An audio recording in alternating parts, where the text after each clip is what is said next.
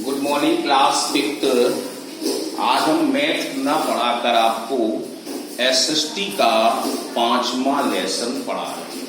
यहाँ से second terminal आपका शुरू हो जाएगा और इसको आप अपनी कॉपी में उतार लेंगे। जो आज हम भेज देंगे आप अपनी कॉपी को उतार लेना। एक्सरसाइज जो वर्क है वो बुक में अपना भर लेना। तो सोशल स्टडी के अंतर्गत में इसके अंदर समाज के बारे में, देश विदेश के बारे में सभी जानकारियां दी जाती हैं। तो एक हमारे पास जो जायर शब्द आपने पहले पढ़ा होगा 4th क्लास में, 3rd क्लास में, एक कंट्री थी अफ्रीका में, जो आपके चारों मौसम 4 आपके मौसम होते हैं, चारों एक दिन में होते थे और अभी भी होते हैं। अब तो बहुत परिवर्तन हो गया है। क्यों? चारों मौसम कैसे? सुबह जब होती है तो वेरी प्लेजेंट, मतलब सुहावनी, धूप भी कड़ाके की निकल रही होती है और मौसम ज्यादा गर्म भी नहीं होता है। जैसे जैसे दोपहर आती है तो वेरी हॉट हो जाता है टेम्परेचर, बहुत गर्मी हो जाती है। फिर 3 बजे के बाद, मतलब जैसे दोपहर खत्म होने को होती है तो थिकी क्लाउडी, मतलब गहरे बादल हो जाते हैं और शाम के समय हैवी रेनफॉल होती है और जब रेनफॉल हो जाती है उसके बाद नाइट में वेरी कोल्ड हो जाता है। तो ये मौसम हमारे एक दिन में ही होते हैं, ये बात सत्य है। और ऐसी जंगल भी है यहाँ पर कि जो अभी तक सूर्य का प्रकाश जमीन तक नहीं आ पाया है, इतने घने जंगल हैं। यहाँ पर पाइथन, जो अजगर आपने सुना होगा, चिंपांजी, गोरिल्ला, बैबून, ऐसे जानवर वहां पर पाए जाते जंगलों में। तो इसका नाम रखा उन्होंने the democratic Republic of Congo. इसका पुराना नाम, अर्लियर नेम जो था पहले, वो जायर था, इतना ध्यान रखना है। तो ये कॉन्गो को 2 हिस्से में बांट दिया गया था। एक नदी है, उसके एक पार रिपब्लिक है और एक तरफ साधा कॉन्गो नाम से शहर बनाया गया। तो इसके बारे में पढ़ते हैं। The region between the tropic of Cancer और ट्रॉपिक ऑफ कैप्रिकॉर्न। जब आपने सर्कल को देखा, एक इक्वेटर लाइन होती है तो ट्रॉपिक ऑफ कैंकर भी होता है, ट्रॉपिक ऑफ कैप्रिकॉर्न, मतलब इक्वेटर पर 0 डिग्री होता है और इक्वेटर से 5 डिग्री अगर हम ऊपर चले गए और 5 डिग्री नीचे आ जाएं तो वहां पर हमारा ये कॉन्गो शहर का निर्माण किया गया। अब इसका ट्रॉपिक ऑफ क्लाइमेट क्या है? High temperature and heavy rainfall through out the year. देखो आ गया, पूरे साल इसका तापमान और वर्षा हैवी होती है और तापमान बहुत हैवी रहता है। तो मीन्स टेम्परेचर भी गर्म रहेगा ज्यादा और वर्षा भी खूब होती है। This zone is hottest of all region. यही कारण है कि यहाँ पर जो रीजन बनाया था इक्वेटर लाइन का, वहां पर हमारी गर्मी अधिक रहती है।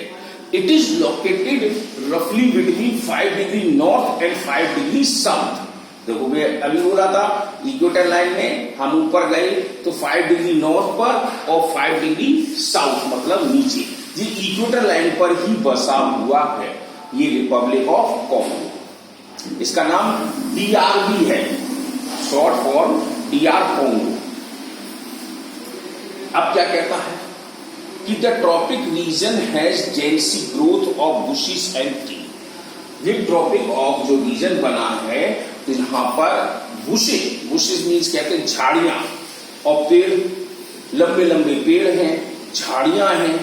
तो such forest are called tropical forest of equatorial forest. ऐसे जंगल हमारे ट्रॉपिकल फॉरेस्ट और इक्वेटोरियल फॉरेस्ट के नाम से जाने जाते हैं। इसमें लिखा भी है, देखो उन्होंने, कि Democratic Republic of Congo earlier name is called Zaire. ठीक है। अब आते हैं हम पॉइंट पर, लोकेशन। इसकी लोकेशन क्या है, स्थिति क्या है, कहां पर निर्माण। तो Congo is located in central Africa, ये मध्य अफ्रीका में पाया गया। And the equator passes through it, देखो आ गया, इस पर विषुवतीय रेखा जो थी बीच में से गुजर रही है। इट इज कैपिटल किंशासा, इसकी राजधानी किंशासा है। Is located on the Congo river, ये कॉन्गो नदी के किनारे पर बसा हुआ है। Congo is almost landlocked country, यानी कॉन्गो एक ऐसा देश है जहां पर जमीन को विभाजित किया गया है दो हिस्सों में। अब देखो दिया है इन्होंने, to its north like the world's biggest hot desert. यहां पर जो आपने सहारा डेजर्ट सुना था तो वो यहीं पर ही है, सहारा डेजर्ट के नजदीक है। सबसे हॉटेस्ट डेजर्ट संसार का यही सहारा। तो वही उसने बोला है, to is in north lies the world biggest hot desert the Sahara desert, यानी कि संसार का सबसे गर्म रेगिस्तान सहारा डेजर्ट है। द 9 कंट्री, अब इसके इर्द गिर्द 9 देश, इस कॉन्गो के इर्द गिर्द 9 देश है। जैसे अपने इंडिया के हैं, पाकिस्तान है, चाइना है, भूटान है, नेपाल है, श्रीलंका है, बांग्लादेश है, तो ये अपने देशों से कवर्ड है, चारों तरफ इंडिया के है। ऐसे ही कॉन्गो में 9 देश हैं। 9 देश कौन कौन से हैं? Angola, Zambia, Tanzania, Burundi, Rwanda, south Uganda, Sudan, Central African Republic and Republic of Congo. कि कॉन्गो के चारों तरफ 9 देश बने हुए हैं। अब क्या कहता है इसका, 3/5 of the Congo vessel lies in the DR Congo. अब DR कॉन्गो कर दिया तो डेमोक्रेटिक रिपब्लिक ऑफ कॉन्गो है इसका नाम पूरा। तो 3/5 यानी कॉन्गो का 3/5 हिस्सा रिपब्लिक ऑफ कॉन्गो में आता है। It is the low land area, ये एरिया क्या है, बहुत छोटी है, नीचे के स्तर पर, surrounded by mountains in 3 side, और इसके 3 साइड पर पहाड़ बने हुए हैं। अब इसने बोला है कि mountain located in north east. अब उत्तर पूरब के पहाड़ में हम क्या देखते हैं, the highest peak of this mountain in mount Margaret rat, जैसे अपने यहाँ माउंट एवरेस्ट है, ऐसे ही जो वहां पर सबसे ऊंची जो श्रृंखला बनी है पर्वतों की, माउंट मैर्गेट्रा बोली गई है। दूसरा पॉइंट आता है क्लाइमेट एंड वेजिटेशन, जलवायु क्या है, उसकी वनस्पति क्या है। तो the climate of Democratic Republic of Congo is very hot and wet. अब देखो जो अभी मैंने बोला था 4 मौसम होते, चारों मौसम इसने बोल दिए इसके अंदर, कि climate of Democratic Republic of Congo is very hot and wet, बहुत गर्म और बहुत ही नमी युक्त होता है यहाँ की जलवायु। Temperature are high throughout the year, temperature इसका तापमान पूरी साल भयंकर बहुत तेजी, 50 डिग्री टेम्परेचर दोपहर के समय हो जाता है। The air is always humid, और की हवा क्या है, नमी युक्त, आर्द्रता ह्यूमिडिटी बहुत होती है। इन द मॉर्निंग, सुबह के समय, द सन शाइन ब्राइटली, सूर्य बहुत चमकता है अच्छी तरह से, and by Noon it become very hot, और जैसे जैसे दोपहर का समय आया वो बहुत गर्म हो जाता है। Congo experience is large amount of precipitation. अब यहां पर क्या है, कॉन्गो का जो हमारा लार्ज एरिया है बहुत विभागों से बटा है, and has the highest frequency of thunderstorm, और यहां पर थंडरस्टॉर्म मतलब तूफान, हवाएं बहुत तेज चलती हैं इन द वर्ल्ड, संसार की। It receive more than 200 centimetre of rainfall. अब देखिए पर डे 200 सेंटीमीटर वर्षा रिकॉर्ड की जा सकती है यहां पर। The the climate is conductive for the growth of dense and thick forest. यहाँ की जलवायु इसलिए क्या है, घनी है, यानी गर्मी भी हो गई, पानी भी बरस गया, ठंडक भी हो गई, तो सभी मौसम में पेड़ पौधे अच्छी तरह से पनप गए। तो there is hardly any soil erosion and soil is nourished, यानी यहाँ पर बड़ी मुश्किल से या बहुत कठिनाई होती है किसमें, मिट्टी को रोकना। तो मिट्टी सॉइल इरोजन हो जाती है, मतलब मिट्टी कट जाती है और पेड़ उसको जकड़े रहते हैं। ये फिगर में आप देख सकते हैं कितना डेनिस फॉरेस्ट बना हुआ है। ऐसे ही अब यहाँ की वनस्पतियां क्या क्या उगाई जाती है, ये तो क्लाइमेट के बारे में रहा। अब वेजिटेशन के बारे में आप देखें तो vegetation is very rich here, यानी वनस्पतियां यहाँ की बहुत अच्छी हैं। The climatic condition are highly suitable for plant life, यहाँ का जलवायु जो है वो पौधे के जीवन के लिए सबसे अच्छा माना गया है। क्यों? The tree is this area grow very tall, यहाँ के जो पेड़ होते हैं बहुत ऊंचे ऊंचे होते हैं। एंड फॉर्म ऑफ कॉनटी और कैसे उनकी पत्तियां लंबी, कोन, कांटेदार, मतलब लंबी होती हैं, जिसमें preventing sunlight from reaching the ground. देखो आ गया कि जहां पर कि सूर्य की रोशनी भी जमीन तक नहीं पड़ने देती है, इतनी घने जंगल होते हैं। ट्रीज लाइक, अब कौन कौन से पेड़ हैं, टीक, एबोनी, महोगनी, रेडवुड, तो bamboo, rubber, cotton, banana also grow there, यहाँ पर इन चीजों का उत्पादन किया जा सकता है। अब आ जाते हैं तीसरे पॉइंट एनिमल लाइफ में कि यहाँ का जानवरों का जीवन क्या है। आप देख सकते हैं इसमें चित्र बने हुए हैं, एक चिंपांजी का बना है। तो the equatorial rain forest are home to rich the diverse variety of animal. इसी के साथ जब इक्वेटोरियल रीजन है तो यहाँ पर विभिन्न प्रकार के जानवर भी पाए जाते हैं। तो एनिमल में chimpanzee, baboon, octopuses, elephant, gorilla, hippopotamus and buffalo are found the forest. आ गया। अब इसमें लॉइन भी है, ऐसी बात नहीं है।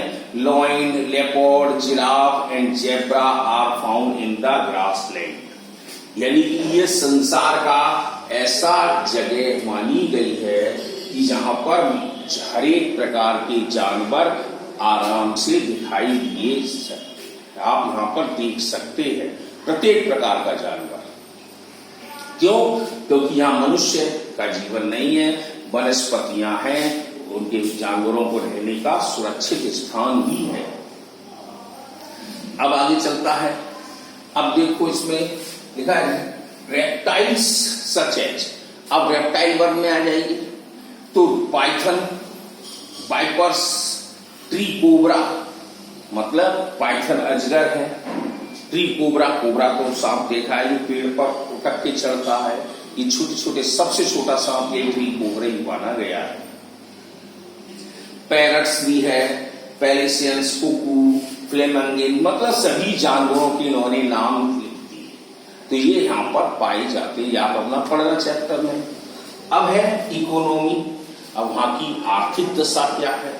ऐसी बात नहीं है, वहां पर भी लोग रहते हैं, तो वहां भी फैक्ट्रियां हैं, सभी चीज काम होते हैं। तो farming is the main occupation, वहां के जो लोग रहते हैं तो उनकी खेती बाड़ी ही सबसे मुख्य सेंटर मानी जाती है काम करने की। यानी कि अपना भारत एक कृषि प्रधान देश है, ऐसे ही वहां पर भी किसानी यानी फार्मिंग ही सबसे मेन ऑक्यूपेशन माना गया है।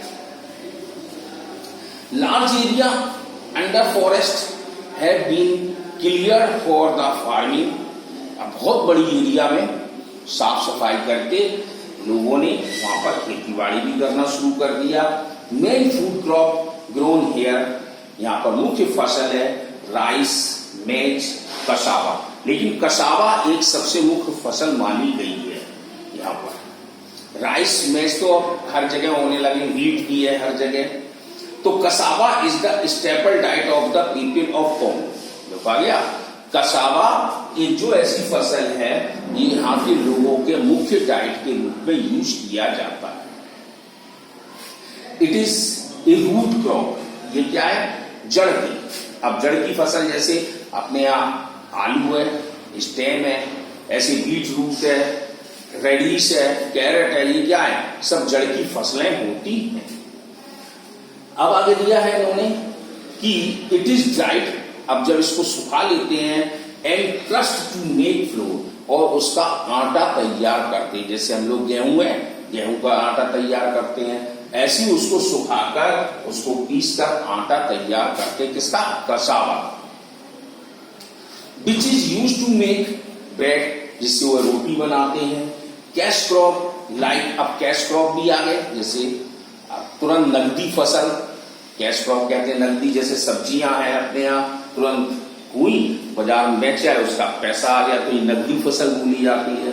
तो ऐसे ही cocoa, tobacco, rubber and oil palm are also grow, ये भी उगाए जाते हैं, ये कैश क्रॉप के रूप में रहते हैं। तो ऐसे ही North America fishing is done to rivers and lake, जैसे उत्तरी अमेरिका में भी मछलियों का पालन किया जाता है, तो ऐसे यहां भी है। तो there are few industries due to lack of technology and source of power, यहां पर हाइड्रो इलेक्ट्रिसिटी सबसे ज्यादा है। क्यों हाइड्रो इलेक्ट्रिसिटी, इसलिए है क्योंकि यहां पर पानी आराम से खूब मिलता है। तो the main industries unit are food processing, textile mill, यानी टेक्सटाइल है, कपड़े के लिए है, रिफाइनरी है, मिनरल है, कंज्यूमर गुड्स है। तो ये सब चीज आपको आराम से देख सकते, तो इनको आप पढ़ना, हम इसका चैप्टर भेज देंगे, फिर अगला नेक्स्ट होगा।